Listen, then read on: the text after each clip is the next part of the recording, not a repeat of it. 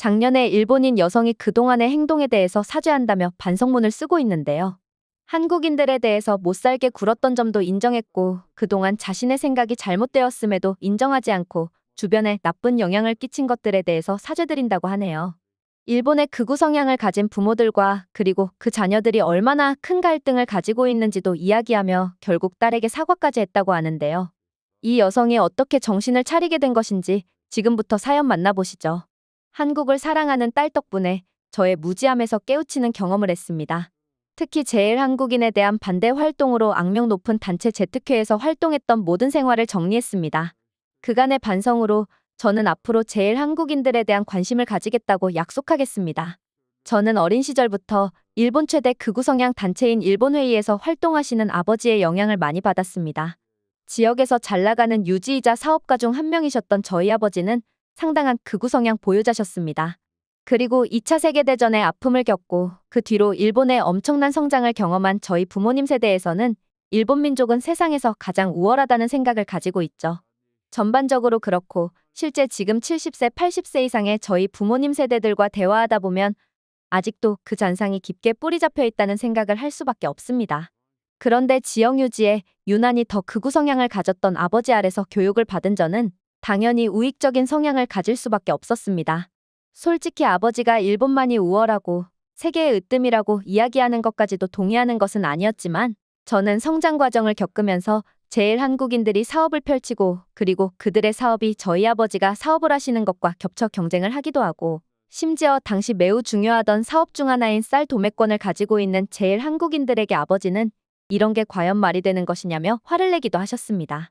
한국인들은 틈만 보여주면 일본인들에게 어떤 짓을 할지도 모른다는 게 기본적인 생각이었는데 그런 한국인들이 일본 내에서 쌀 도매권을 쥐고 있다는 것은 불합리하다는 생각을 하셨고 아버지가 활동하시는 일본회의를 통해 일본의 의회와 만나 제일 한국인들이 곡물 도매권을 가질 수 없도록 입법화하기 위해서 노력하기도 하셨던 분이셨습니다. 지금 생각해보면 정말 말도 안 되고 아찔한 행동입니다. 비판받아야 마땅하지만 당시 일본 분위기에서는 아버지의 행동이 비판받을 만한 행동이 전혀 아니었습니다. 저도 제일 한국인들 때문에 아버지가 스트레스를 받아 하시고 아버지가 약속하셨던 미국 유학도 무산되는 지경에 이르렀습니다. 그리고 당시 제일 한국인들은 얌체 같았습니다.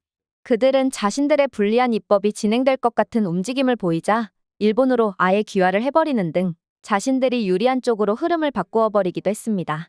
당시 미국 같은 강대국들만 아니었으면 한국 핏줄과 관련이 있는 사람들은 아예 경제권을 빼앗아 버린다든지 일본에서 내쫓아 버린다든지 하는 입법을 할 수도 있었지만 일본이 올림픽 개최를 했던 나라고 선진국이 되기 위해서는 차별적인 입법은 모두 없애야 하는 관계로 오랜 기간 준비하던 입법 절차가 무산되어 크게 분해하셨던 아버지의 모습이 떠올랐습니다. 이 정도면 제가 극우 성향 중 왜 제일 한국인들을 괴롭히는 제특회에서 활동했는지 사전 설명이 되었으리라 생각됩니다. 저는 평범한 일본 시민으로 살아가며 가정을 꾸미고 자녀도 낳으며 심지어 자녀를 낳았을 때도 개인적인 기쁨과 함께 우수한 일본 시민의 아이를 출산해냈다는 기쁨도 느꼈을 만큼 정말 극우에 미쳐있던 여자였습니다. 자녀들에게 올바른 신민 사상을 알려주고 일본인의 우월함을 느끼게 해주고 싶어서 아이에게 최선의 정성을 다해 양육하며 살아왔습니다. 하지만 시대는 빠르게 변했고 그리고 제가 자녀를 출산한 90년대 초반과 다르게 일본에서는 어느덧 일본이 꼭 우월한 것은 아니라는 생각이 돌기 시작했습니다. 90년대 초반까지 일본인으로 태어난 것 그 자체가 축복이고 행운이라는 이야기를 하기도 했지만 시간이 흐를수록 그리고 21세기가 지나며 지금 2020년이 넘어가는 상황이 될수록 그런 이야기는 쏙 들어갔죠. 심지어 제 자녀들보다 더 늦게 태어난 밀레니엄 세대의 아이들에게 일본 신민이라는 단어는 없어졌으며 일본이 뭐가 대단해? 다른 나라가 더 좋던데? 라는 이야기를 하기도 하죠. 어째서 일본이 이렇게 망가졌는지 분통하고 견딜 수가 없다는 생각이 들기도 했습니다. 그러면서 제특회의 회원은 점점 늘어갔는데 단체의 신분을 속인 채 제일 한인들이 영업하고 있는 가게나 사업장에 가서 기습 시위를 하기도 하고 시노쿠보 한인타운 거리를 지나며 한국이 역겹다는 팻말을 들고 거리를 행진하기도 했습니다. 그리고 2020년 코로나 시대가 접어든 뒤 그런 시위는 자취를 감추었습니다. 2020년 이전부터 이미 일본은 세계의 다른 나라들에 비해서 그다지 압도적인 경제력을 가지지 않았으며 일본은 알고 보니 갈라파고스와 같이 고립된 곳이었지만 코로나 시대 때 일본인들은 뒤늦게 그걸 자각하기에 이르렀습니다. 전 세계 언론에서는 코로나에 대처하는 일본의 우스꽝스러운 모습이라며 방송을 통해서 내보내기 시작했고, 코로나 격리 통지 및 백신 접종 등 신속을 요하는 모든 일의 느린 속도의 우편과 불필요한 도장을 찍어야 하는 일, 그리고 뉴스에서 코로나 감염자 수치를 발표하는데 다른 나라들은 깔끔하고 움직이는 컴퓨터 그래픽을 만들어서 소식을 전하는데 일본에서는 사람이 나와서 숫자를 적는다던가 종이를 오려 만든 수제 그래프를 그리고 있었습니다. 일본인들에게 그런 모습은 너무 자연스럽고 뭐가 이상하냐 싶었지만 다른 나라들과는 확연하게 차이가 나는 모습, 그리고 다른 나라들이 그런 일본의 모습을 보면서 웃고 떠드는 그 장면들이 충격이었습니다. 심지어 아주 뒤처져서 발끝에 때만도 못하게 생각했던 중국에서도 일본과 같은 종이 그래프를 뉴스에 내보내지 않고 컴퓨터 그래픽으로 처리하고 있다는 모습은 엄청난 충격이었죠.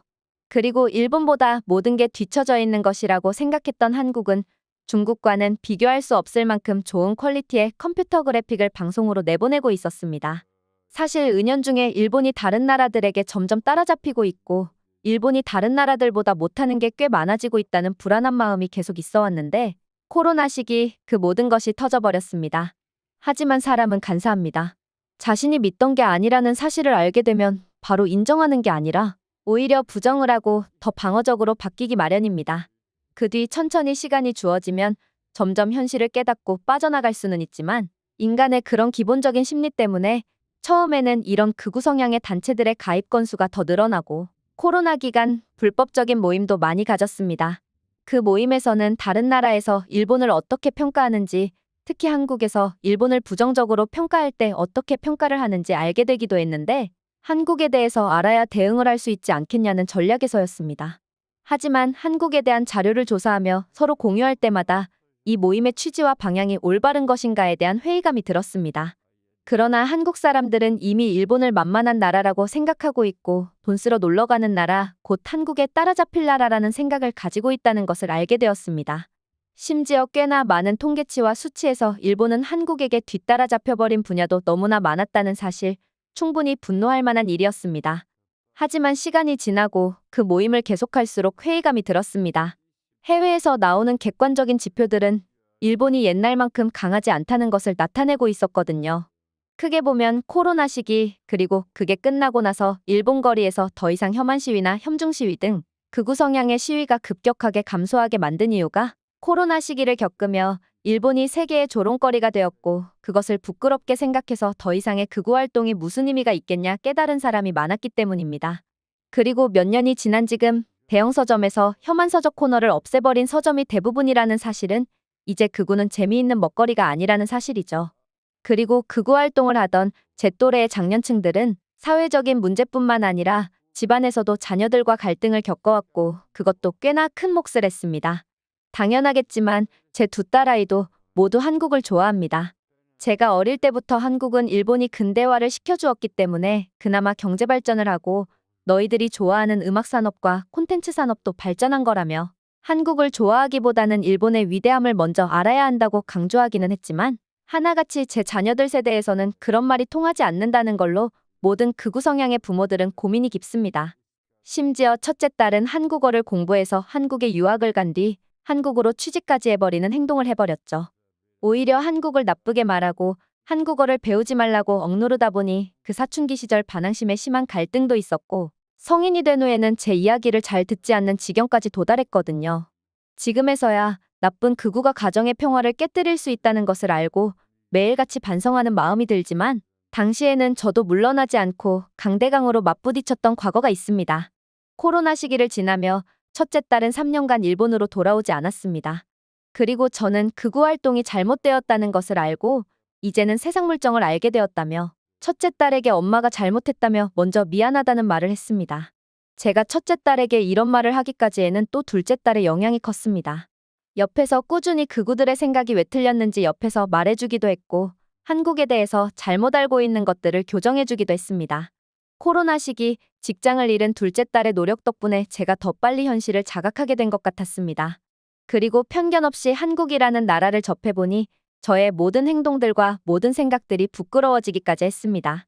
한국에서는 코로나 기간 직장을 잃지 않은 첫째 딸의 상황과 일본에서는 곧바로 직장에서 해고되어 버린 상황만 놓고 보더라도 이 시기 한국이 일본보다는 더 잘하고 있었다는 사실이기도 합니다. 그리고 저는 첫째 딸이 있는 한국에 가보는 경험도 해봤습니다. 극우에서 벗어난 지 2년 만에 한국에 가보게 되었는데 한국에 도착하자마자 눈물이 나올 뻔했습니다. 공항에서 딸과 만나 딸의 차를 타고 이동을 하는데 알 수 없는 격차 같은 게 느껴지기도 했고 딸의 한마디 때문에 눈물이 나올 뻔했습니다. 일단 30살쯤 되는 여자가 차를 구매해서 직접 운전을 하고 다닌다는 것 자체가 일본에서는 거의 불가능이라고 봐도 무방한데 이곳 한국에서는 그렇지 않았고 한국의 도로는 일본보다 넓은 것 같다. 인천대교라는 거대한 다리를 건너며 어떻게 이런 건축물이 있느냐는 등 이야기를 나누다가 첫째 딸이 말하길 이런 나라에서 살고 있으니까 내가 일본에 있는 친구들도 못 가지고 있는 자동차도 가지고 있고 나 사실 그동안 잘 살고 있었어. 엄마가 걱정한 것과 다르게 한국에서 더 풍요롭고 행복했어 라는 한마디에 그동안 너무나 미안했던 마음에 눈물이 날 뻔했습니다. 그 이야기를 듣고 한국에 대한 아주 작은 의심의 씨앗까지도 없어져 버렸습니다. 딸이 살고 있는 경기도 수원이라는 지역에 도착했고 그곳에서 저는 놀라움을 금치 못했습니다. 그곳은 서울과 떨어진 도시이며 서울과 비교해서 부족해도 한참 부족한 곳이라는 설명이 있었지만 제가 볼 때에는 일본의 대도시와 비교해서도 절대 밀리지 않는 규모의 도시였거든요. 일본에서도 도시 중심부를 제외한 다른 지역에서는 지진 때문인지는 몰라도 높은 건물을 만나보기 어려운데 한국에서는 그런 것과 상관이 없이 대단히 발전된 모습을 보여주었다는 것입니다. 게다가 수원에 있는 거대한 쇼핑몰에 가서 식사도 했는데요. 도쿄에 긴자식스라는 거대한 쇼핑몰이 생겨서 모든 일본인들이 꼭 가보고는 하는 곳인데 저도 그곳에 가보고 굉장히 놀랐던 경험이 이었습니다. 하지만 그것보다 한국의 지방 쇼핑몰이 더 규모도 크고 더 대단했다는 충격적인 사실이죠. 우선 한국과 일본의 차이는 뭘 하든지 크기 차이가 존재했다는 것입니다. 일본은 모든 것들을 작고 아담하게 만들어야 하고 공간을 최대한 좁게 대신에 활용은 최대한 잘 해보자였지만 한국에서는 모든 것들이 시원시원하게 넓었습니다. 지하철만 보더라도 훨씬 넓고 차가 다니는 차로의 폭도 더 넓고 인도도 더 넓어요. 그냥 모든 게 다 크고 넓었습니다. 이게 왜 중요하냐면 때문에 모든 게 쾌적하다고 느끼기 때문입니다. 한국의 식당에 가서도 일본과 다른 걸 느낄 수 있었습니다. 좁게 앉아 음식을 조심스럽게 먹는 게 아닙니다. 충분한 공간, 여유로운 내 공간이 주어지고 그곳에서 편하게 식사할 수 있습니다. 그리고 이런 건 모든 생활용품에서도 마찬가지였습니다. 딸아이는 방 2개짜리의 거실 하나가 있는 신축 아파트에 거주하고 있었는데 가정집의 엘리베이터가 웬만한 일본의 쇼핑몰 엘리베이터보다 더 넓었다는 것은 물론이고 집 대문도 일본보다 더 크다고 느낄 정도로 저는 한국이 보여주고 있는 크기에 매번 압도당했던 것 같습니다. 그리고 기술적인 것도 한국이 더 앞서 있는 부분이 많다는 것을 알게 되었습니다.